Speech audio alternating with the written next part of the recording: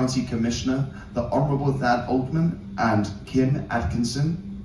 City of Titusville Mayor, the Honorable Andrew Connors. United States Coast Guard Commanding Officer Sarah Brennan and Lieutenant Commander John Danino. United States Custom and Border Patrol Area Port Director Mike Valera. From the Office of U.S. Senator Rick Scott, Central Florida Regional Director Barry Cotton.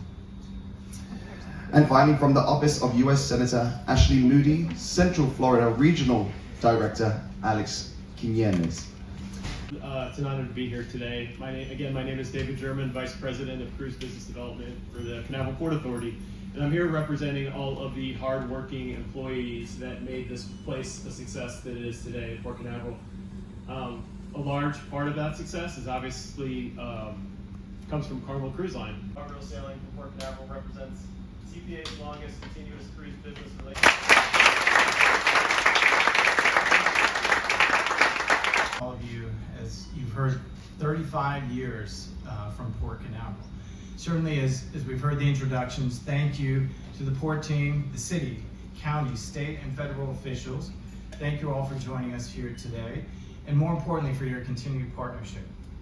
We also have many local travel advisors here. Maybe I didn't get to meet all of them.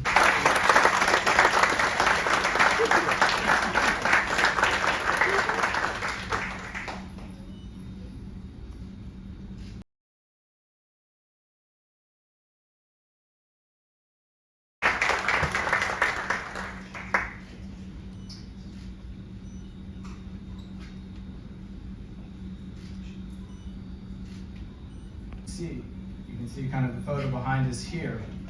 So KBB, as David allows me to shorten, they work year-round, as I understand.